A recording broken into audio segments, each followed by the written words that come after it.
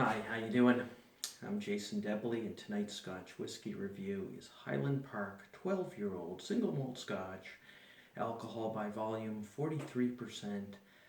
The format, the bottle size is 750 milliliters. And a little bit about the alcohol by volume of 43%. It seems in Canada, in the United States, it's 43%, but in the UK, it's a mere 40%. I'm not sure why. I do have a theory.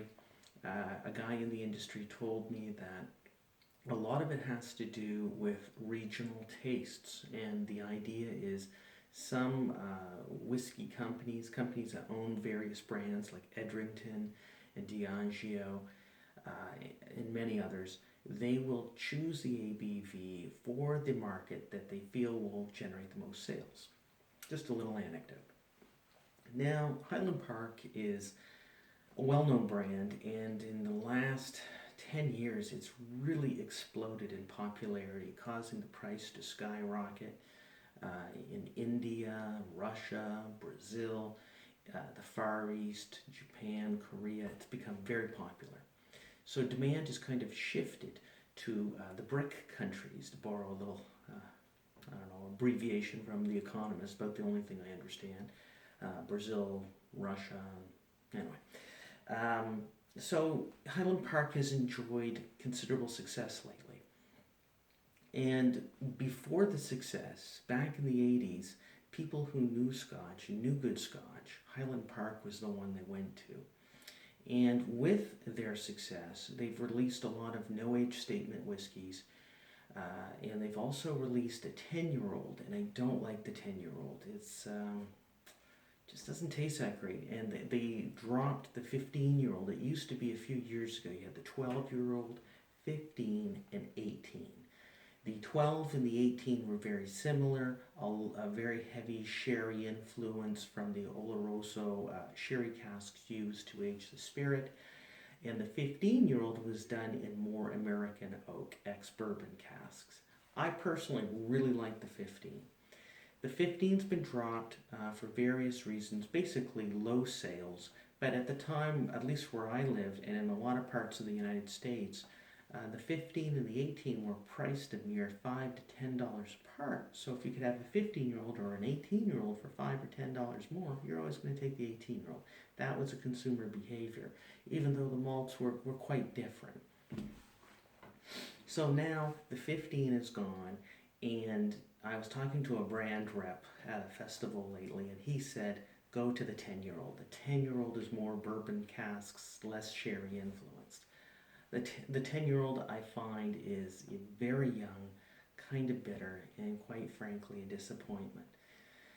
So we're going to try Highland Park 12-year-old. And another thing I just mentioned is that there's no artificial coloring, and I don't believe it's chill filtered.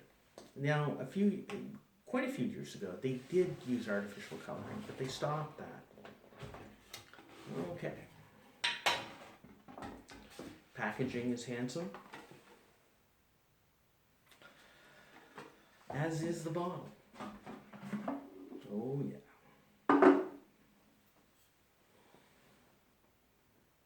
They changed the bottle a few years ago, and I kind of like the new style. Looks good. Closure is cork. Nicely done.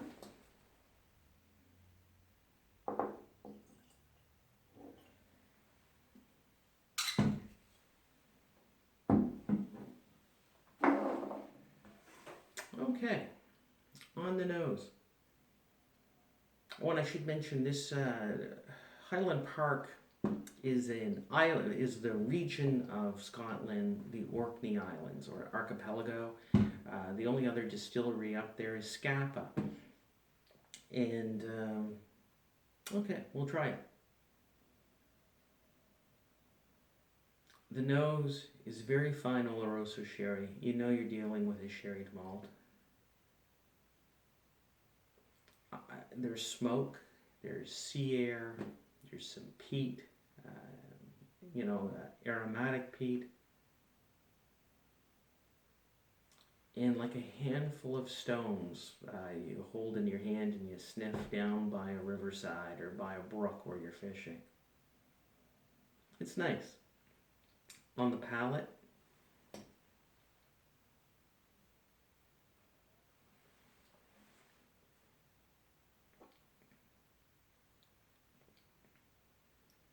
it's initially sweet. Sherry again, orange rind, a little bit of pomegranate, subtle wood, peat.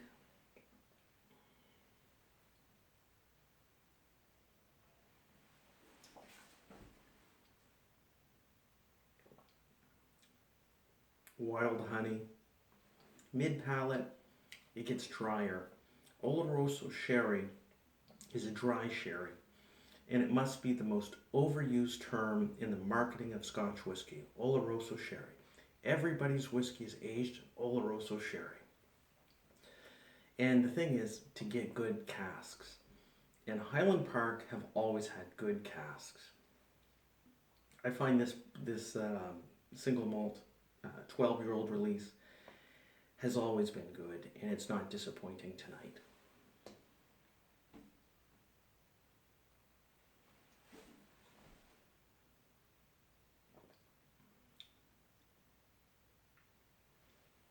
Underneath, still on the palate, you're getting a tangy cigar smoke like Arturo Fuente Hemmingway short story.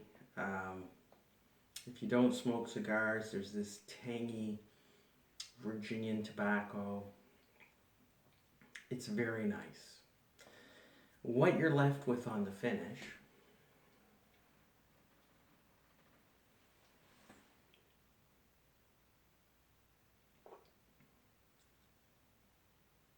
it becomes dry, a little tingling pomegranate, Australian red licorice,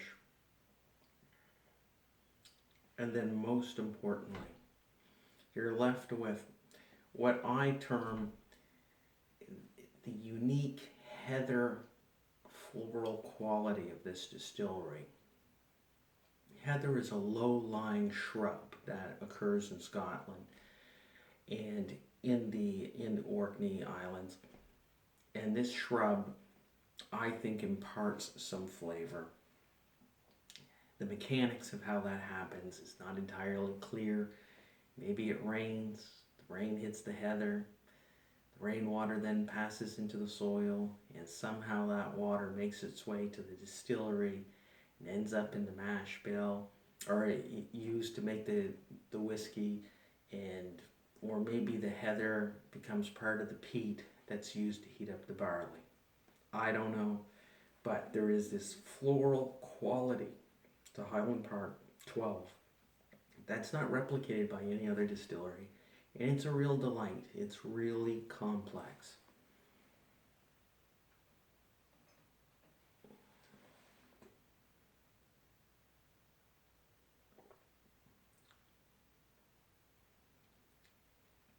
On my blog, I've written that Highland Park 12 is probably one of the best single malts in the 12-year-old single malt category. And I maintain that opinion. Very good stuff. Good nose, palate, starts sweet, wild honey, caramel, salted caramel. You've got your heather, and then it transitions becoming a bit drier because of the Oloroso sherry. And by the finish, you're left with like dry pomegranate, red licorice. It's tingling. It's a good malt. And many years ago, I'm talking 15 years ago, I recalled it being a bit more sherried, but it's still excellent. I'm not suggesting that it was better years ago than it is today. I find quality control year to year to be excellent, not with really any noticeable change. Highly recommended. Highland Park 12-year-old. It's a classic.